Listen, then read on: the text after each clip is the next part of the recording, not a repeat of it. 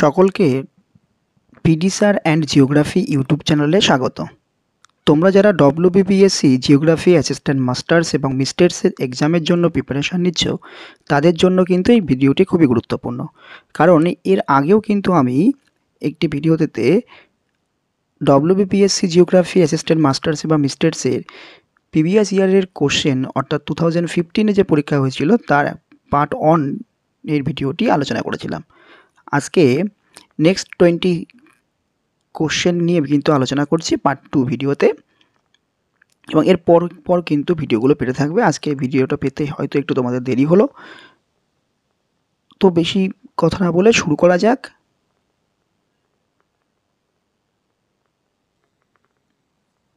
First question, Rossby waves are found within the latitude of option A 0 degree to 30 degree north, 30 থেকে 60 degree north, 60 degree north থেকে 90 degree north and 30 degree থেকে 90 degree north.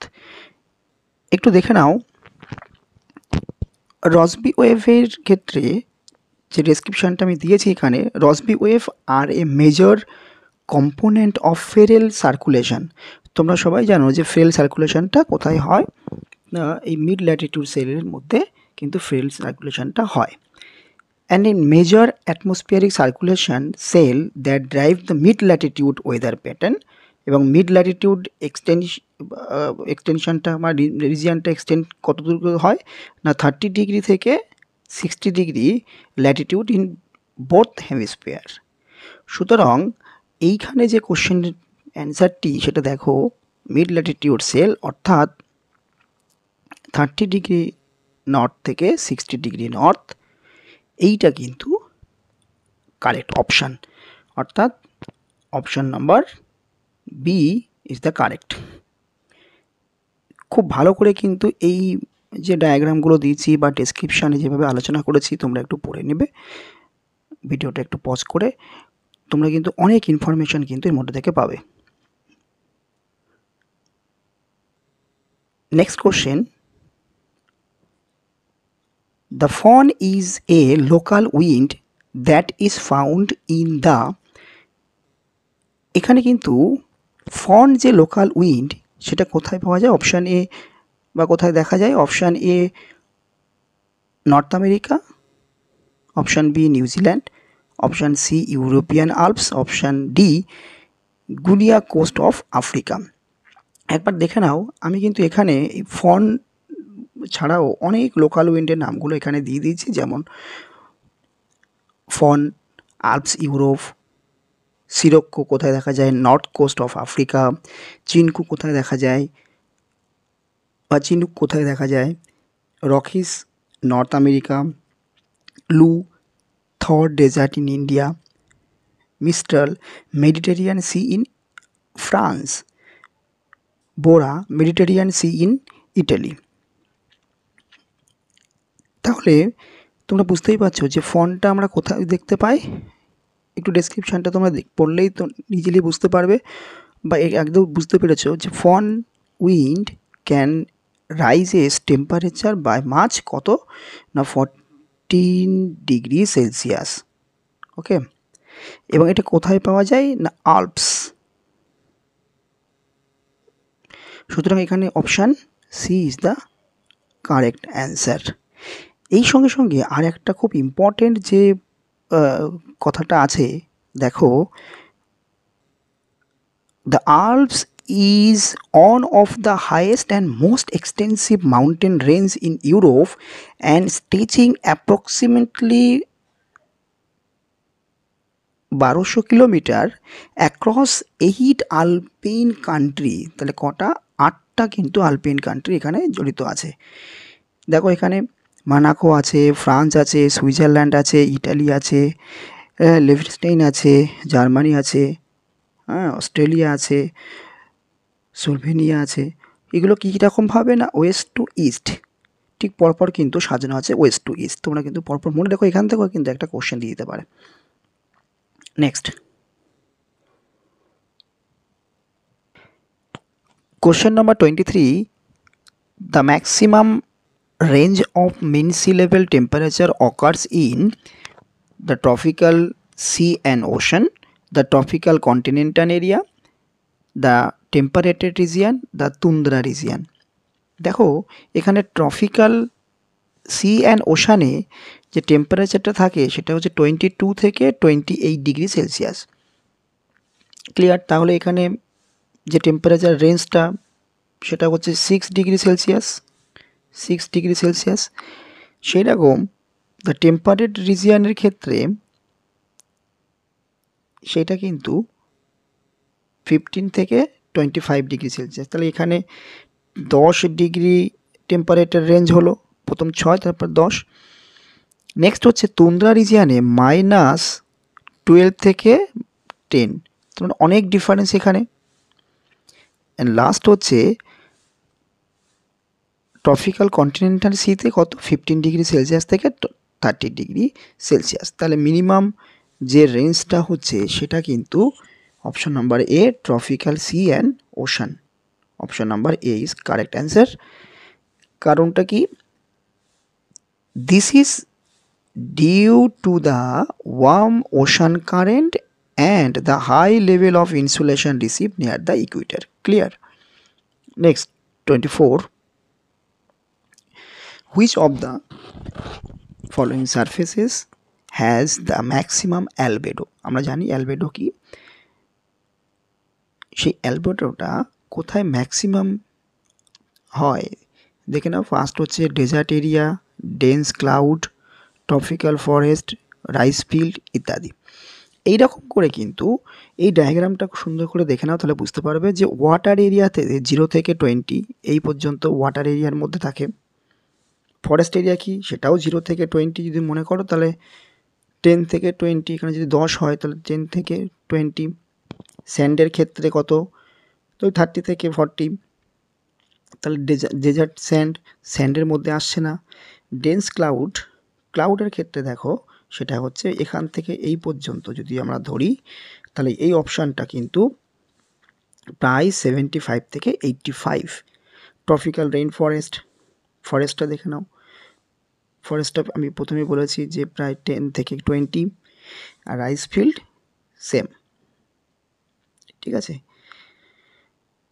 তাহলে এই যে total যে diagram দিয়ে যেটা বোঝা গেল, ডেন্স ক্লাউড যেখান থেকে সব থেকে বেশি পরিমাণে ম্যাক্সিমাম অ্যালবেডো হয়, সুতরাং এখানে কারেক্ট অ্যান্সার হচ্ছে 24-এর বি অপশান, অর্থাৎ dense cloud is correct answer. তোমরা এই ডায়াগ্রামটা ভালো করে দেখলেই কিন্তু বুঝতে পারবে। Next 25, the earth climate system does not necessarily includes.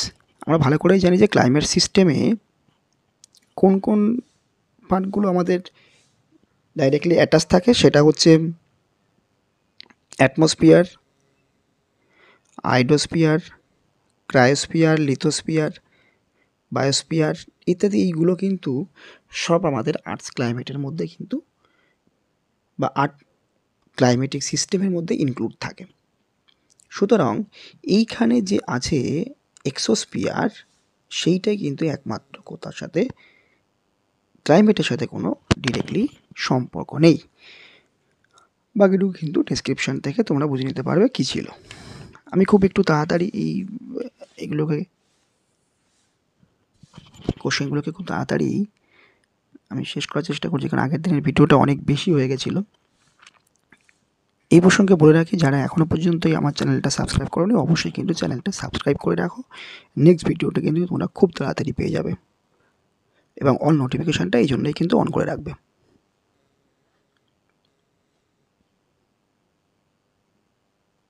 Next number 26, normal cycle of erosion basically refers to karst cycle of erosion, Aeolian cycle of erosion, fluvial cycle of erosion, all of this একবার পড়ে নাও ডেসক্রিপশনটা। The normal cycle of erosion also known as the Davisian cycle describe the progressive degradation of landforms uplift to peniplanation and typically through the fluvial process. and they involve youth, mature and old stage. তাহলে normal cycle of ইরোশনটা কিসের দ্বারা বুঝতে হয়? Fluvial cycle of erosion. Clear? Option C is correct. Next, river capture through lateral erosion is called, খুব important কিন্তু একটা question, বুঝতে হবে তোমাদেরকে। এখানে কিন্তু river capture, river stream capture, river piracy, stream piracy, এইগুলো কিন্তু সবই সিমিলারিটিস ওয়ার্ডস, মনে রাখবে। এবং স্ট্রিম মেন্ডারিংটা টোটালটাই আলাদা, এবং ল্যাটেরাইজেশনটাও কিন্তু সয়েলের প্রসেস। সুতরাং বাদ থাকলো কি স্ট্রিম অ্যাবস্ট্রাকশান। তাহলে একবার দেখে নাও, লাস্ট প্যারাগ্রাফটা একটু দেখে নাও, তাহলে বুঝতে পারবে যে the stream having more volume and discharge of water, relatively steeper channel gradient than the other stream, restore or more lateral erosion, due to the which smaller parallel tributaries are consumed by the larger parallel stream, and this process of river capture is called stream abstraction or natural selection. Clear হলো? তাহলে এখানে 27 number কোশ্চেনের option B is correct answer, stream abstraction. তোমরা এখান থেকেও দেখে নিতে পারবে যে স্ট্রিম ক্যাপচার কি বা রিভার পাইরেসি কি, ইত্যাদি ইত্যাদি। সুতরাং এই এত সুন্দর করে ভিডিওগুলোকে আমি তৈরি করেছি তোমাদের জন্যেই, শুধুমাত্র তোমরা কিন্তু চ্যানেলটাকে একটু সাবস্ক্রাইব করে রেখে অল নোটিফিকেশানটা অন করে রেখো। প্রত্যেকটা কিন্তু ভিডিওটা এত ইনফরমেটিভভাবে তোমাদের সামনে আমি প্রেজেন্ট করব, তোমরা কোশ্চেন সম্পর্কিত কোনো অসুবিধা কিন্তু ফিল করবে না। নিজেরাদের এই একবার পড়ার পরে দেখবে কোশ্চেনগুলো সব অ্যান্সার দিতে পারবে। Next, question number 28, which of the following drainage pattern is independent of structure and lithological control? Rectangular, trellis, angular and dendritic. এখানে দেখো ট্রেলিস ড্রেনেজ প্যাটার্নটা কি? অকার্স ইন ফোল্ডেড টোপোগ্রাফির ক্ষেত্রে এগুলো দেখা যায়। নেক্সট, রেক্টেঙ্গুলার কি বলেছে? Explain faulting. অ্যাঙ্গুলার ক্ষেত্রে কি? Radial stream. ডেন্ড্রাইটিকটা কি? ডেন্ড্রাইটিকটা হচ্ছে ডেন্ড্রাইটিক ড্রেনেজ প্যাটার্ন আর independent of structure and lithological control, meaning it developed in area with uniform rock type and gentle slope where erosion is relatively even in all direction. Clear? তাহলে 28 কোশ্চেনের correct অপশানটা হচ্ছে ডেন্ড্রেটিক, কারণ এখানে কিন্তু independent to structure lithological control বলাই রয়েছে। Clear? Next, 29, ভালো করে দেখে নাও। Subsequent stream follows, subsequent stream কি ফলো করে?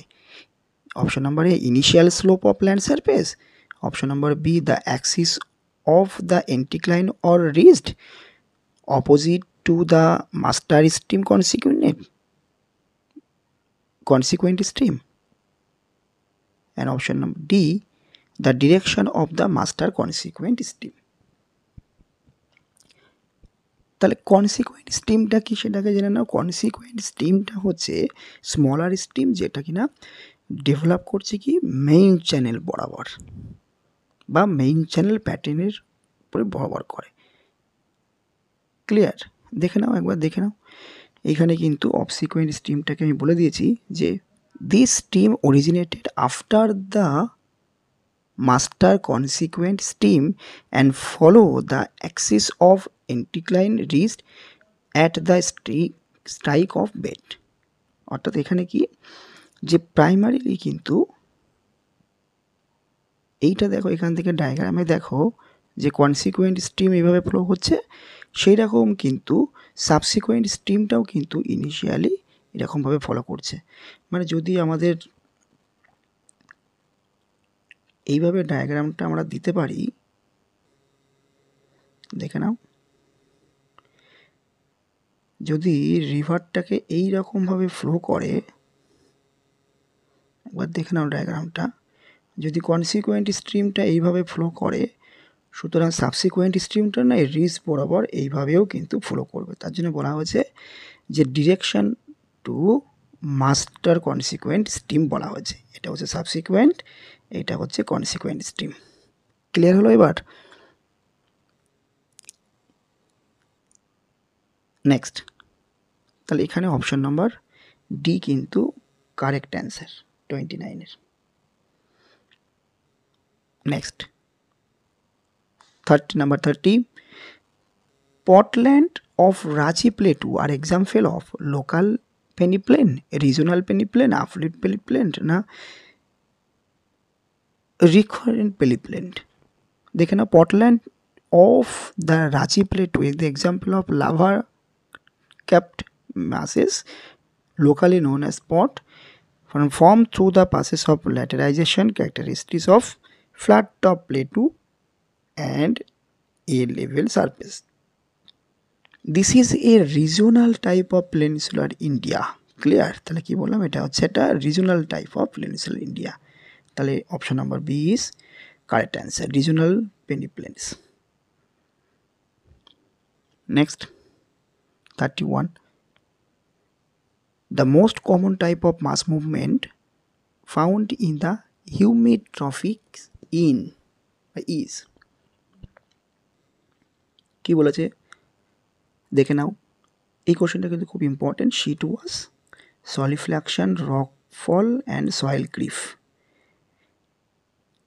শিট ওয়াশটা কীরকম? It refers to erosion and transportation of soil and rock fragment by a thin layer of water flow over the slope. একদম পাতলা স্লোপের মতো ওভার স্লোপের ওপরে কিন্তু আস্তে আস্তে ইরোশন এবং তার সাথে সাথে ট্রান্সপোর্টেশন হতে থাকে, ঠিক আছে, বা ফ্লো হতে থাকে। সলিফ্ল্যাকশনটা কি না, সলিফ্ল্যাকশনটা কিন্তু অটোমেটিক্যালি কোল্ড ক্লাইমেটের ক্ষেত্রে হয়, অ্যান্ড রকফলটা কি মাস্ট ওয়েস্টিংয়ের ক্ষেত্রে কিন্তু ম্যাক্সিমাম রক ওয়েলফল হয়, যেটা কিনা অ্যাকর্ডিং টু স্লোপ। সয়েল ক্রিপটা কি না, হিউমিড ট্রপিকের ক্ষেত্রে যেহেতু রেইনফলটা অনেক বেশি, টেম্পারেচার অনেক বেশি, সেই জন্য কিন্তু সয়েল ক্রিপগুলো কিন্তু অনেক বেশি হয় ওয়েদারিংয়ের প্রসেসের ক্ষেত্রে, অর্থাৎ মাস মুভমেন্ট কিন্তু এই সয়েল ক্রিপ হিসাবেই বেশি পরিমাণে হয় হিউমিড ট্রপিকে।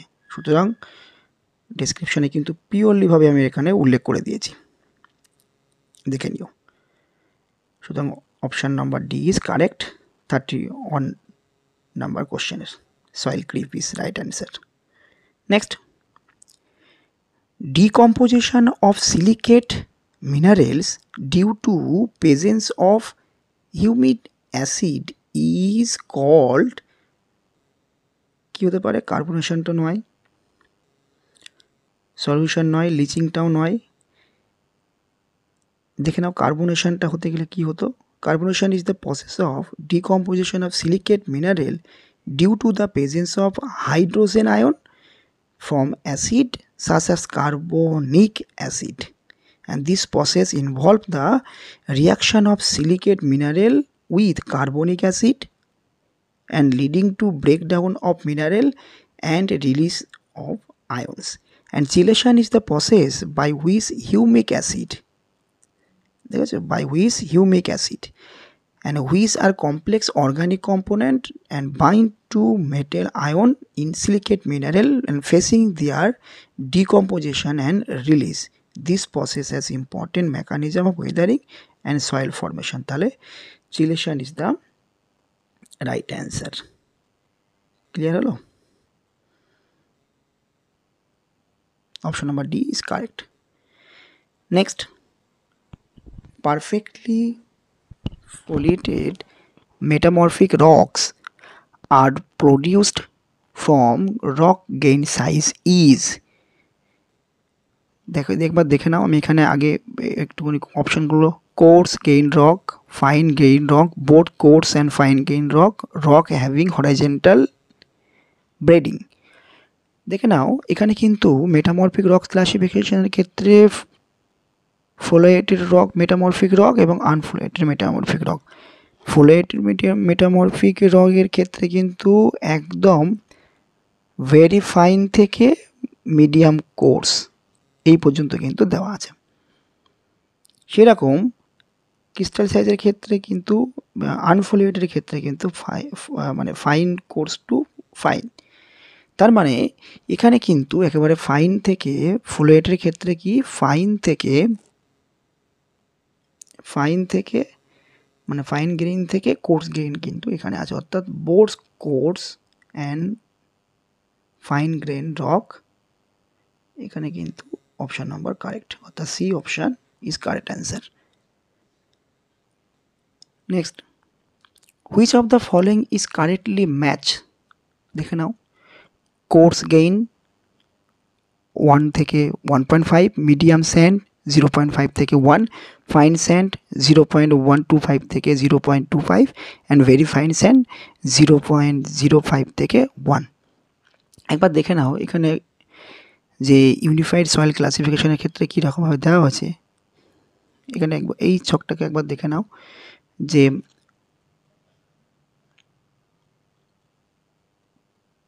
ভেরি ফাইন স্যান্ড 0.5 থেকে 1, এইটা কিন্তু ফাইন স্যান্ডের ক্ষেত্রে এখানে যে ফাইন স্যান্ড দেওয়া আছে 1.5 থেকে 2.5, এখানে কিন্তু মিলছে না। মিডিয়াম স্যান্ডের ক্ষেত্রে দেখো 0.42 থেকে 2, এখানে 0.4 থেকে 1 দিয়েছে, এটাও মিলছে না। তাহলে অপশান বি মিলল না, সি মিলল না। এবার অপশান ই দেখো 2 থেকে 4, সুতরাং এখানে অপশানে কোর্স গেইন থেকে 1.15 দিয়েছে, তাহলে একমাত্র মিলছে সিমিলারিটিসে ফাইন স্যান্ড, অর্থাৎ অপশান নাম্বার ডি। এখানে দেখো 0.5 অর্থাৎ 0.75 দিয়েছে, 0.5 থেকে 1 বা এখানে 0.1, ঠিক আছে। তাহলে option number D is correct, একবার দেখে নাও। Next, number 35, in an unconformity where sedimentary rocks successed igneous and metamorphic rocks, the situation is called laminae,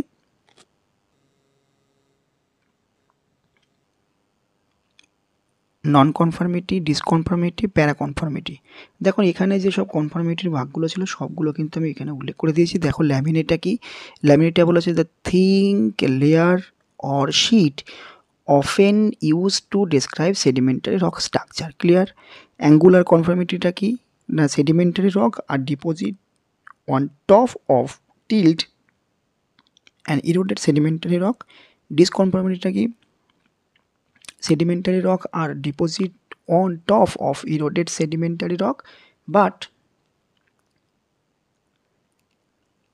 the rocks are still in the relatively parallel orientation, clear. Paraconformity টা কি, a type of unconformity where there is a gap in the rock record but the strata on either side on the unconformity of the unconformity and appear parallel with no appeared erosion. Non-conformity টা কি জিনিস দেখে নাও, specially a non-conformity occur when sedimentary or volcanic rock are deposited on the top of eroded igneous and metamorphic rock, যেটা কিন্তু এখানে already বলা হয়েছে। And in geology, when the sedimentary rock are deposited directly on top of eroded igneous and metamorphic rock, the resulting unconformity is called non-conformity, clear.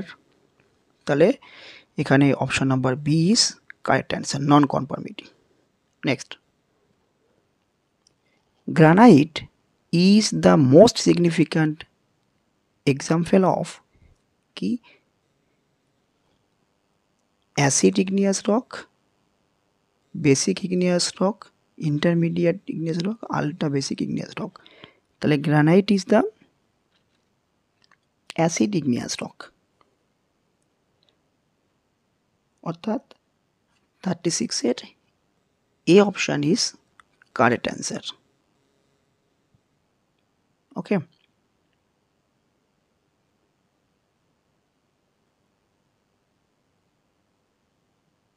Next,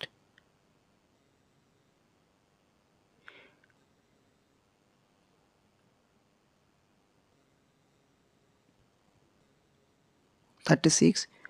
The most abundant element of the earth crust is oxygen, iron, aluminium, silicon. এখানে দেখো এলিমেন্টগুলো অক্সিজেনের percentage দেখো 46 point এত, আর কিছু বলতেই হবে না, এখানে অক্সিজেন সব থেকে বেশি থাকে, সিলিকন কতটা পরিমাণে থাকে, অ্যালুমিনিয়াম কতটা পরিমাণে থাকে, iron, calcium, sodium, magnesium, potassium সব কিন্তু পরপর র্যাঙ্ক অনুযায়ী সব দেওয়া আছে। সুতরাং এখানে কারেক্ট অপশন হবে এ, অপশন নাম্বার এ অক্সিজেন। তোমরা অটোমেটিক এখানে দেখে নিতে পারবে। Next, the most violent and destructive earthquake wave are, এখানে কি পি ওয়েভ, এস ওয়েভ, এল ওয়েভ না পি অ্যান্ড এস ওয়েভ? দেখে নাও এখানে the L wave, which are also known as the surface wave or long wave, are a type of seismic wave that cause the most damage during the earthquake. Clear? They are called surface wave because unlike P and S wave travel through the earth interior and L wave travel through the earth surface. তাহলে বুঝতে পারছো P wave থেকে এল ওয়েভটা কেন violent বা কেন destructive, কারণ P এবং S ওয়েভটা কিন্তু ইন্টেরিয়ার আর্থের মধ্যে থাকে, কিন্তু এল ওয়েভটা কিন্তু সারফেসে থাকে। সুতরাং মোস্ট অ্যাট্রাকটিভ আর most violent and destructive earthquake wave are surface wave, especially love wave and rally wave, and which travel along the earth's surface cause the significant ground shaking and damage. Clear? তাহলে এখানে C option is correct, L wave is correct answer. Earthquake shadow zone is produced due to refraction of P wave, absorption of S wave, refraction of P wave and absorption of S wave, and low magnitude of earthquake. এই কোশ্চেনের অ্যান্সারটা যাওয়ার আগে যারা এখনও পর্যন্ত এই চ্যানেলটা সাবস্ক্রাইব করোনি অবশ্যই কিন্তু চ্যানেলটা সাবস্ক্রাইব করে অল নোটিফিকেশানটা অন করে চ্যানেলের সাথে থাকবে, কারণ এই রকম টোটাল ডিটেলসে কিন্তু ভিডিওগুলো কিন্তু আমি আলোচনা করে তোমাদের সামনেই কিন্তু নিয়ে আসবো। তোমরা এই ভিডিওগুলো থেকে কিন্তু অনেক উপকৃত হবে। সুতরাং চ্যানেলটা অবশ্যই সাবস্ক্রাইব করে অল নোটিফিকেশনটা কিন্তু অন করে রেখো। দেখে নাও, রিফ্লেকশন অফ পি ওয়েভ অথবা primary wave is a compressional wave that can travel through the both solid and liquid. Solid এবং লিকুইডের মধ্যে দিয়ে যেতে পারে, ঠিক আছে। And as they pass through the earth mantle and encounter to the liquid in outer core, they bend, তাহলে reflect করছে, and change the direction and creating a zone where they are not detected. Next দেখো absorption of S wave, অর্থাৎ S ওয়েভটা কী করবে, the shake wave that can only travel through the solid and earth liquid outer core block their travel, resulting in a shadow zone where S wave are not detected. তাহলে এক জায়গাটায় absorption করে দিচ্ছে, এক জায়গাটায় reflect করে দিচ্ছে।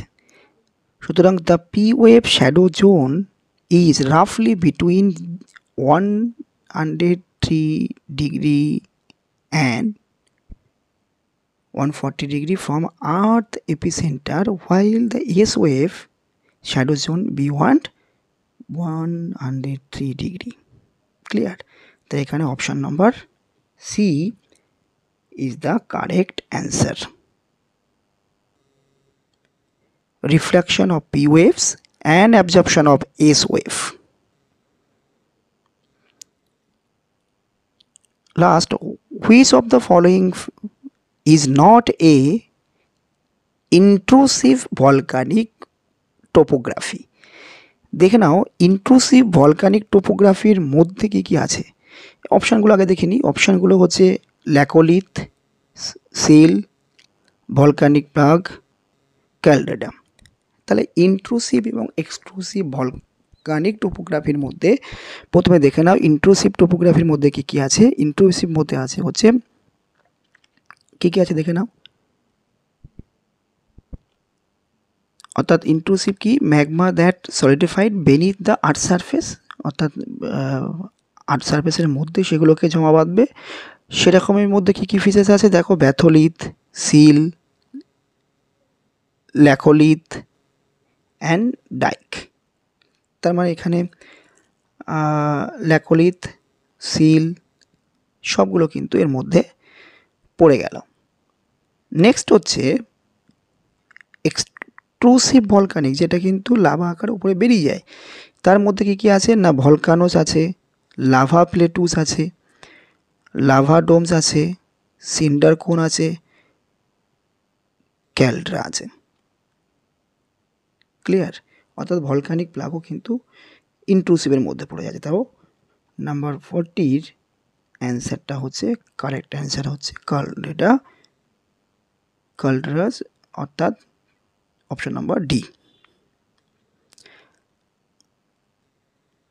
তো আশা করি টোটাল যে আলোচনাটা একটু তাড়াতাড়ি করেছি, কারণ আগের দিনের ভিডিওটা যেহেতু অনেক বড় হয়ে গেছিলো। কিন্তু তোমরা যদি একটু অসুবিধা হয় আমাকে কমেন্ট সেকশানে জানিও, এবং